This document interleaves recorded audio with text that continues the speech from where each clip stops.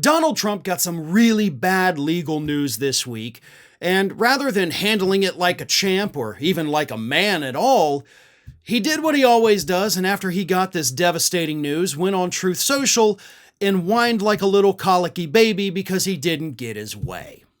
So here's what happened. Donald Trump's lawyers went to a district judge this week, a federal judge, and they said, "Hey, judge, we know that Donald Trump already has a verdict against him in the hush money case, and it's basically all settled, and, we're just 2 weeks away from the criminal sentencing. But could you do us a favor, judge, and just move the case from the state courts, put it in the federal courts, because then if it's a federal case, we'll be able to argue that he has presidential immunity, and, then we just get the whole thing thrown out. So why don't you do that for us, judgy?"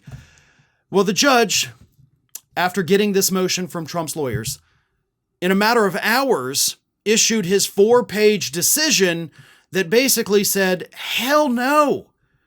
Now, the judge didn't say hell no, but his words really did tell us, hell no, this is stupid, please get the hell out of my court. What Judge Hellerstein did was told them, one, you didn't meet any kind of burden of proof to show that this should be a federal case instead of a state case. So, no, just right off the bat. And secondly, the judge said, and I think this is what pissed Donald Trump off the most, listen, that Supreme Court immunity ruling from this summer, doesn't apply to this case. This happened before he was president, and even the things that happened in this case while he was president were not official acts, and therefore, the federal judge said in his ruling, you got no immunity from any of this, so, piss off. Again, didn't say piss off, but I'm sure he wanted to, and I wouldn't have held it against him if he did. So, that's the backstory. And it pissed Donald Trump off. And as I said, he could have handled it like a man. He could have been like, okay, I've exhausted that route. I will continue to fight this. I'm going to go. We got a hearing on September 16th with Judge Merchan. I'm going to go to that hearing, argue that I have immunity, because that's what that hearing is about. And we're going to win this. He didn't do that. He got on Truth Social and decided to attack the entire country by saying, quote, "I am proud to represent our failing nation in fighting against the greatest political witch hunt in history. Remove the gag order so that I can show how corrupt our court system is. Presidential candidates are not to be gagged." Okay, several things to deal with here. Let's start at the end, actually. The gag order has been mostly removed.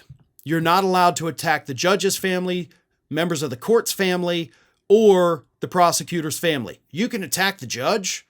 You can attack the prosecutor. You can attack the witnesses. You can attack the jury, but you can't mention them by name. In other words, there is literally nothing that actually relates to the case that you're not allowed to talk about. You can talk about all of it, all you want, all the time. I promise you, however, that's not going to go well for you because it's just going to remind people that you do have 34 felony convictions against you. Honestly, the smart thing to do at this point would be to not say anything at all about it and hope that everybody forgets. But instead, your ego, your psychological problems force you to go out there on Truth Social and remind everybody that this thing happened to you. And it's a thing that when it first happened, let's not forget, you cratered in the polls. Biden shot up past you. And he would have stayed there and would have stayed the nominee if he hadn't crapped out during that debate. But we can't change any of what happened. We can't change Biden doing poorly at the debate and you then going ahead of him in the polls. And we can't change the fact that you have 34 felony convictions against you. So it is what it is. But I have to sit here for a few moments and talk about this claim. I am proud to represent this failing nation. First of all, you're not representing this failing nation. You are not an elected official. You're not representing the United States in this court case. You're representing yourself and your failing businesses. That's what's failing. I mean, if you want to talk about failing, how about you look at Truth Social stock, which last week I talked about bottomed out because it hit $20 a share. That shit's below $18 a share now. You're the one who is failing. Your presidential campaign is failing. But America is not. And I'm actually going to call back to the 2016 Republican presidential primaries, specifically the primary debates that took place in the year 2015. If you remember at that time, we had a bunch of Republican candidates on stage, including Donald Trump, and all but one of those candidates sat there and repeatedly told us how much the United States sucks. This is bad, everything's horrible, everything's gone to hell, bad, except one person. And honestly, this is probably something that will stick with me for the rest of my life, even though I despise this person and their whole family who said it. And it came from Jeb Bush, of all people. Jeb Bush on that debate stage, right before his campaign totally crapped out, said, I disagree with these people on stage. I don't think this country is terrible. I don't think everything's going to hell. I think it could be better, sure, and I think I could make it better. But these guys are sitting here saying everything in this country is awful, and that's simply not the case. Jeb Bush, believe it or not, tried to inject a little bit of optimism into that Republican primary when all of the other Republicans were doing nothing but crapping on America. And he paid the price for it by basically getting laughed out of the entire campaign. And it was just a short while after that where we got that hilarious clip, please clap. So it didn't work out well for Jeb Bush, but he was right.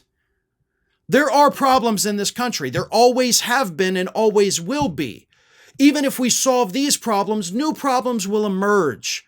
But we have to have politicians willing to work on the problems we have instead of just going out there like Donald Trump and saying, whole nation's failed, everything's corrupt, everything's terrible, it's awful.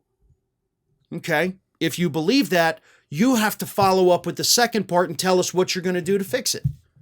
He's never done that, by the way. With all of his ranting, all of his rally speeches, all of his interviews, he has talked about how horrible this country is, but he has literally never put forth a solid proposal on how to fix things. Cut taxes, mass deportations, build a wall. Those three things. That's it. Cut taxes, mass deportations, build a wall. Every time. Well, how do we fix this? Cut taxes, mass deportations, build a wall, shut down the border. You're not going to get anything else from this man who clearly hates this country. He hates our justice system because it's finally holding him accountable. He hates everybody that doesn't agree with him, which for the record is most of the country. He has no regard for the environment, the very land upon which this country exists. He hates every bit of it. So moving forward, that ought to be the campaign message.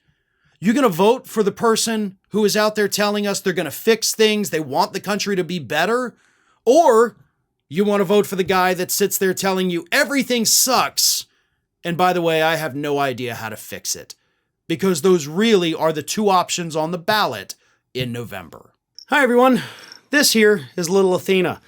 And Athena would like to know why you haven't subscribed to Fair and Balanced yet. So please, don't let Athena down. Subscribe today.